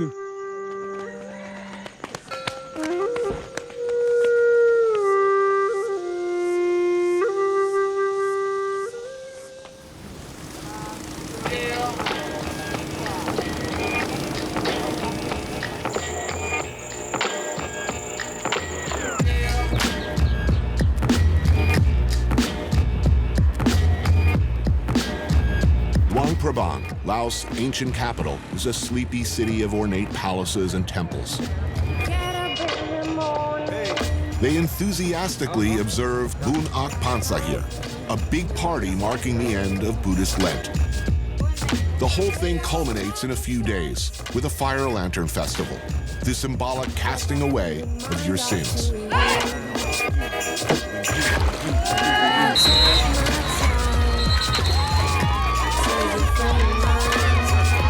But this morning, the Lao are watching and drinking as others pull at oars and race to the finish line. Boat festival? Yeah, boat festival here. So today is a girl racing. Each boat will be women from the same village. Yeah, one boat is one village. For weeks, racing teams have been practicing on the Mekong River, each team sponsored by a local Buddhist monastery.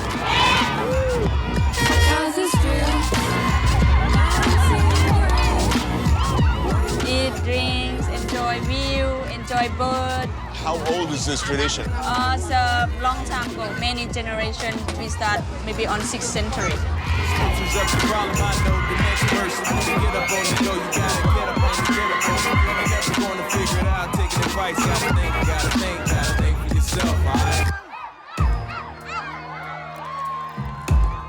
Uh-oh, what are we doing? Hấp cháy. Lao Lao?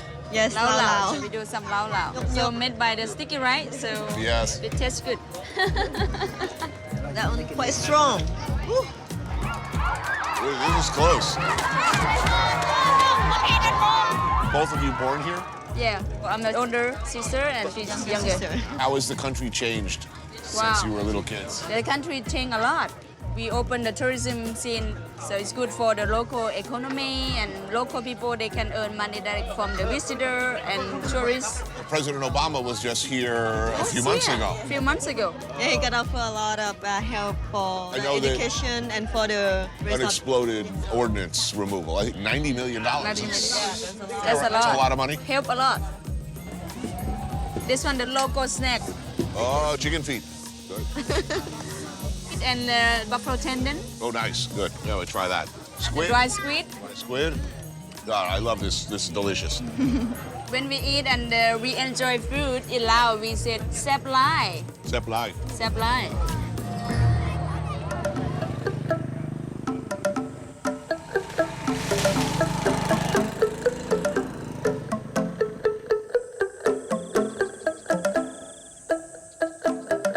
Your hotel? My hotel. How long has it been open? Well, it's been about 20 years. I'm having lunch at the Ban Lao Hotel. During the Secret War, it was the offices for USAID, America's foreign aid mission. The building was also a cover for CIA headquarters. That big building used to belong to USAID. Can we say USA or CIA? I don't know. Well, this is what I want to ask. Generally speaking, back in the 60s and 70s, yeah. USAID and CIA had a lot of, let's say, overlap. Mama Vaughn, who I met here on my last trip, is making lunch, an elaborate spread of dishes whose recipes are left over from imperial times. So, what do we have here? This is lonesome fish from Mekong. We cook with shallots and garlic and chili and coconut milk and pork. Crab? River crab? River crab, yeah. See? It's good. It's only in Luang Prabang. You can eat the shell. Yes. And fish with pork grill. Or in banana leaves. And a ginger sauce. We eat with pork skin. Pork skin. And we have to have sticky rice. Yeah, sticky rice. Okay, bon appetit. Food like this. This is an imperial dish, a royal dish. Have these disappeared, these recipes, or are they still here? They're still here, but you know, Tony, sometimes they do it not the way that not supposed to do it. They change ingredient a lot. My grandma taught me how to do this. Now, you were born here, yes? In Luang Yes, Prabang? in Luang Prabang, yep. And Michelle, you... I was born in Vientiane. In Vientiane. Have you lived here all your life? No. In France. In France. At the age of 11, I went to France to study. I came back in 1971. Oh, difficult times. 1971, very good. Yeah, it was still the war. Mama Vaughn's longtime friend Michelle is a journalist, though what that means in a communist one-party state like Laos is necessarily different than what you and I might define it as. When I was in Paris, I studied ethnology. When I came here, they said, ethnology can wait. What we need is journalists. That's why you get your job. That's how I became a journalist. American involvement here remains a particularly painful and even taboo subject with the Lao government. Obama, the United States president, just came here to visit. What do you think it means for Laos? Well, I think one important thing is the UXO, unexploded ordnances. American B-52s. They came on bombing missions on Laos every day. And after bombing, they have to cross Mekong back and land. But they are not allowed to land with bombs on board. Right. So if they have bombs left, they would drop them at random. That's why we have so many in so many provinces. What do you think it means, though, that the president came here? This is a small country, only 7 million and change people. Yeah. Not a lot of mineral resources. No, not really. No oil. If you were a cynical person. I'm not.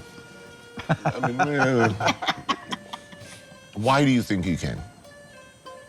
Well, you have China, you have Russia, you have... You think that maybe we think we need a friend in the neighborhood? I think everybody needs friends. And, I thought so.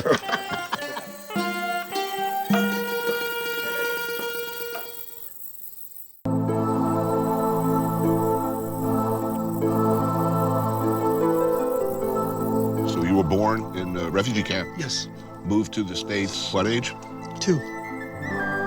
I don't really remember much.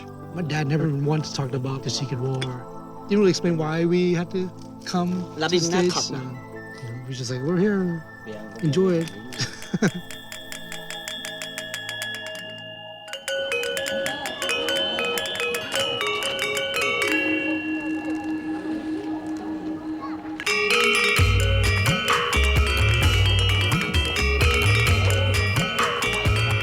Almsgiving is a daily ritual, but this is special. People always sit down along the street, Right. wait for the monk coming and give sticky rice. Most people, they keep sticky rice. Bunak Pansa means the end of months of isolated meditation. Monks celebrate with a once-a-year Halloween-like bonanza, where in addition to the usual sticky rice, all manner of treats are offered.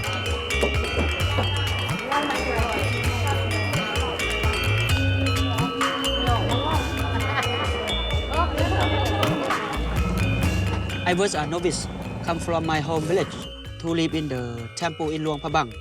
I finished a monk. In orange robes, the whole bit. Now, do most young men go to the temple to... To get education, yes. It's the only way you get like public education is to become a novice. Yes.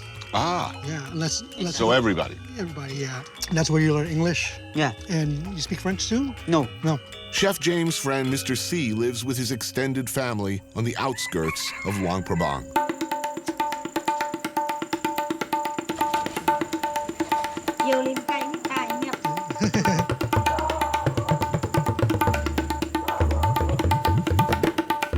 Looks awesome. So, what do we got here? Alam is an iconic Lao dish. What are your mushrooms? Dill. The key ingredient is the pepperwood. These wooden blocks, which has like white pepper, star anise. That infuses the fish. You don't eat it. It's like you don't eat it. Very herbaceous, peppery, really rich. Unlike anything I've ever had. We have 2 types of lap. One's raw, one's cooked. So it's cooked buffalo, raw buffalo. Buffalo. Man, it's really good. This was kind of improvised. Lit bang. Lit bang translates to fixed blood. So it's buffalo blood. It's a really tricky way to prepare the dish because you want the blood to set. So the way you do it is dilute the blood with water. Right. And just pour it over herbs, and that's it. Lao panna cotta. This is really, really good. You know, the balance is so beautiful. This meal kind of represents like the Lao table. You always got to have a soup. You always got to have some kind of lob, a stew, some kind of muddled salad, sticky rice, of course, and dip. And beer lao. And beer lao. Let's get some Yeah, let's get that right. Let's get that. Somebody. Come here.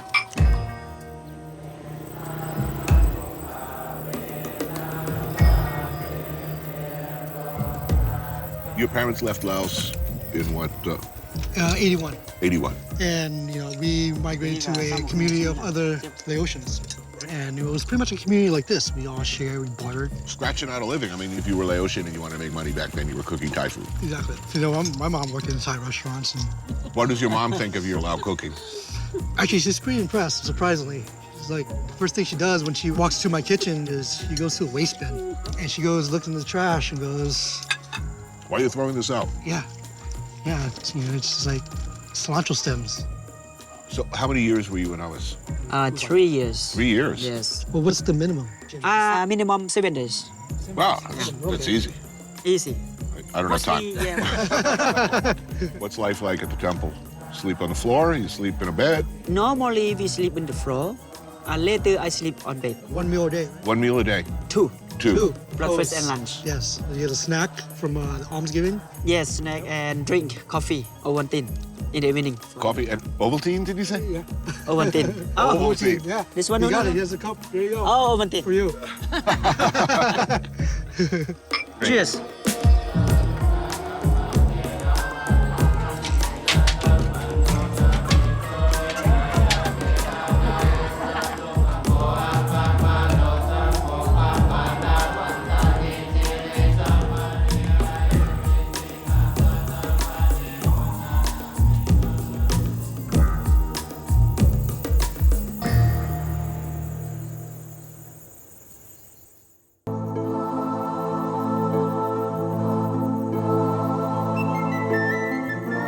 The American experience in this part of the world is something that everyone wants to pretend never happened. More bombs dropped here than all of World War II. This is the gold medal of Laos. They say 1 ton per person. And if they continue to clean the country at that reason, more 600 years to clean. Ren, come on, Ren, come on, come on, come on. Oh no, this is the strong right? stuff. Ning for Jordan, good for you. Hello. 1, 2, 3. Waran kon, fek mang ta sok, an kon arasin, an kon fek mang te, fok, très bien. Wow, mang te out.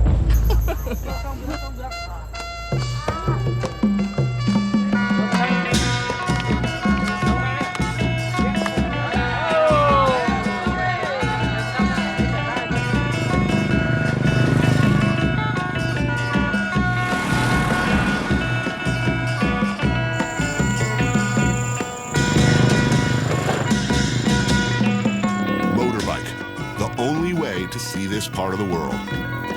The thick, unmoving air, the smell, past rice paddies, water buffaloes, what feels like another century. Laos is the kind of place that can easily capture your heart and not let you go. It's what you do, right? I mean, if you're thinking of a place to open a bar or a restaurant, you're going to put it by the river. Yeah. Yes, yes. Nice breeze, nice view. And you see Lao people, they come here during the afternoon, they have a drink, it's nice. Perfect. Perfect. More than a few people came here for vacation and never went home, like Ben. So how long have you been in Laos? In Laos, around 15 years. I haven't been back to France for a long time. When you first came here, what was it like? It was just open, it was beginning of 2000. What do you mean by just open? Before it was very difficult to travel, no? If you have a permit to travel in Luang Prabang, right, you can only visit Luang Prabang. You want to go another province, you need to have a special permit to change. And I had a friend, my friend said, no, let's go to Laos. It's more protected, more natural, more authentic. I said, okay, why not?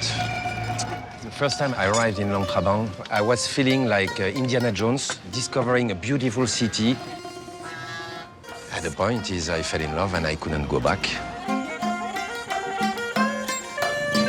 What's your typical day here? Like if you're not working, you're on a good day, A good day, you have a party. You have a party, beer lao, friends, that's for sure. Again, there is nothing special to do. It's just the way of life.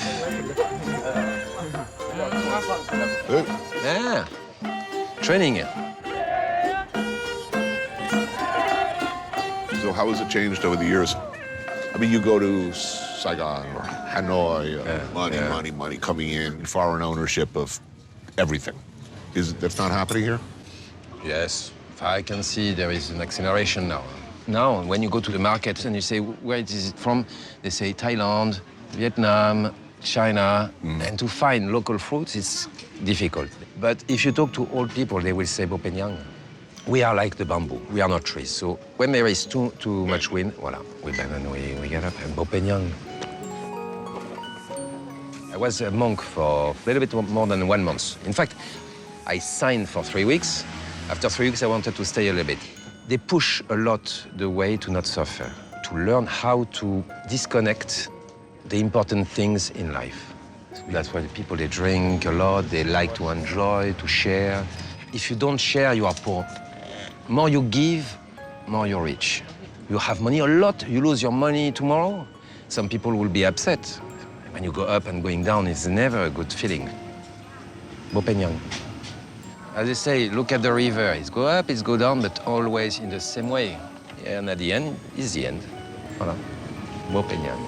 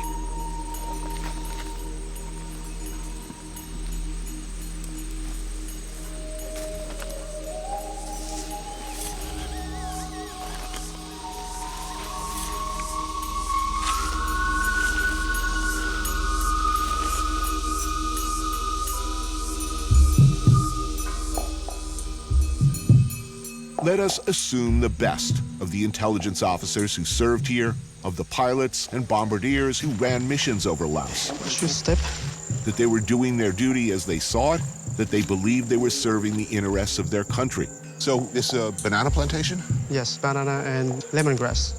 That still leaves us with the unarguable fact that generations later, UXOs, or unexploded ordnances, remain a huge problem. What's here, cluster bomb mostly? Bombies? Yes, yes. เพราะว่าเราเฉลี่ยได้เนาะแต่ว่าเนื้อที่ที่ว่า 66,000 นี่นะที่พวกทีมงานสำรวจพวกเราลงสำรวจนี่นะก็ถือว่าเราพบผ่านมานี่ถือว่าเขาเจ้าพบมันก็ถือว่าเป็น 30 กว่าแล้ว Organizations like UXO Lao are tasked with cleaning up the mess. You go with a metal detector, dig them out by hand, no machines, detonate them. The technology we use nowadays is the same that 20 years ago. Right. รายงานความปลอดภัยเข้ามาทราบแล้วเปลี่ยนงานดีมีความปลอดภัยดีเปลี่ยนจุดสองก็มีความปลอดภัยดีเปลี่ยนด้านนี้แล้วไปต้องที่กำบังและในขณะนี้ทีมงานเก็บกู้ร่มเฮาจะได้มีการทำลายระเบิดอยู่ที่นี้3 2 1ยิง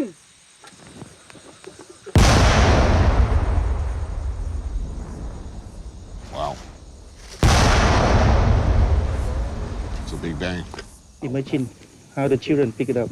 Yeah. Laos is the most heavily bombed country per capita in the history of the world. Yep. 80 million is the number of cluster bombs that did not detonate. Since the war in Vietnam ended and we left our secret war here behind, 20,000 people, many of whom were not even alive during the conflicts, have been killed or maimed. Now, most of the people who are blown up, who are they? Mostly farmers. Nowadays, the picture is a little bit changed to the children right now, because the children is look like tennis ball. It's good for playing, for the children to pick up as a toy.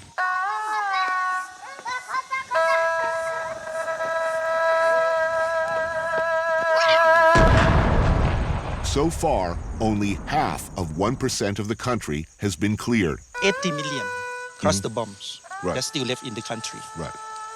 20 years, what we did is 1.4 million. In Just 20, only- in 20 years. 20 years. So that's a lot left. That's a lot. And many people asking me how many years ago. I have no answers. 3 3 2 2 1 1ยิง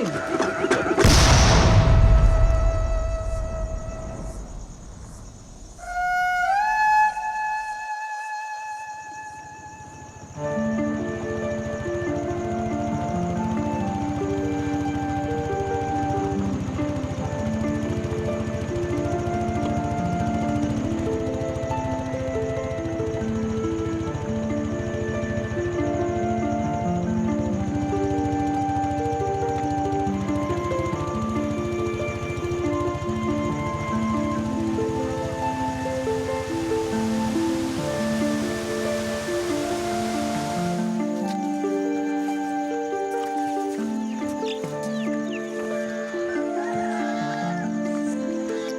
thằng đó tàu cá chỗ trâu ta là có một tàu bỏ nó từ trong mó là do tua nhón và mà là khởi cho nên và một số bậc cả và nhà lúc học và mấy chục con á tàu điện như vậy để vùng khởi lò khởi mất tiền tàu điện của tua o tùn tới rồi theo mỗi ít tu mà lấy tu thi pe mà lấy ilu lộc của lũ cô lấy của từ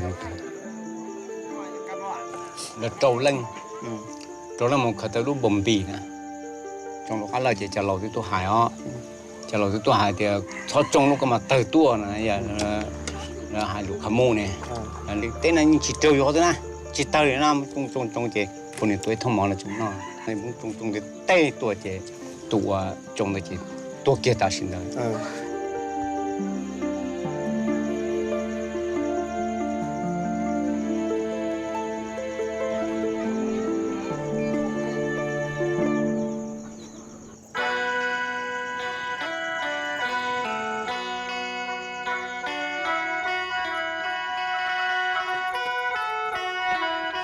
现在ก็บ้าหมอเราทำเป็นอะไรก็ตาม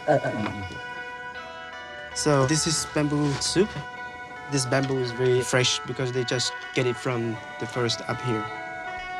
Normally the bamboo is a little bit bitter, but he has to boil it a long time, and then he'll take off the water. Would change the water. Yeah, change the water and cook it again with chicken or duck. Right, for flavor. Yes.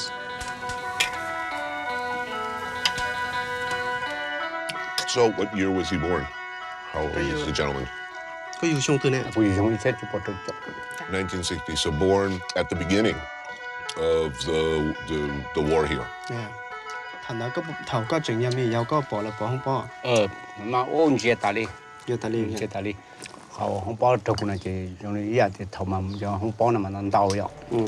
Nó đau vậy và có chỉ khởi bỏ chế nhà giàu khởi tàu thì mình giờ mới trồng nhiều cùi mình giàu thế lục mình giàu thế,แต่มันlục bỏ lục la cái mũ, cái lục vàng như vậy thì, lục vàng mà giờ sao sủng cha vậy, sủng cha thì mới chuột mũ trâu lại lục vàng cái cậu anh chạy, thì mình chỉ có thoát, mình thì thuộc cỏ tàu thì mình chuột mình chỉ thả tủ sống này thì từ chuột, chỉ kéo nó cho thì nó tung thò lại, thì trâu kia không, nó ilu trâu nó, trâu nó ilu trâu nó chỉ nhau không.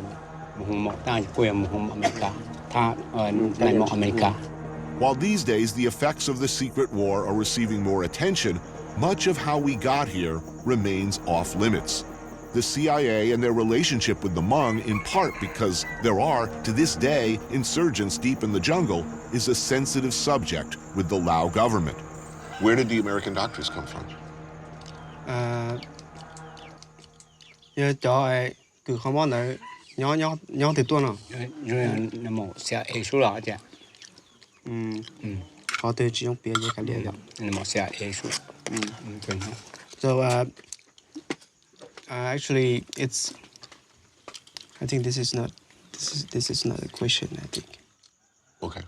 In a communist one-party state like Laos, it can be dangerous to talk politics.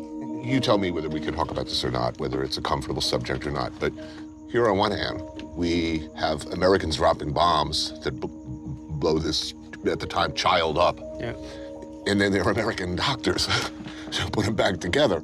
Given that, is he angry? Có sai thì giờ ấy thì you thằng đó một trò vậy. Vì cái là tôi tuổi là tôi cho bồng tới trò you vai you chế nó vậy. Nó muốn. Họ nó mà chỉ muốn bàn hạ chi. Mà tăng mà chỉ cố rong xe để tụi bà bị sẵn để chẳng hạn chẳng mua này mỏ để tụi bà chạm nên bị sẵn từ trồng mỏ trồng cho là chỉ kho hủ trồng không bao giờ để chỉ tua là cũng cho là kho tàu. I mean, all of the bombing, all of the suffering, all of the death. What did he think it was all for?แต่mà mua bà cô cả độc họ nó mà những cô chỉ bao giờ thì nó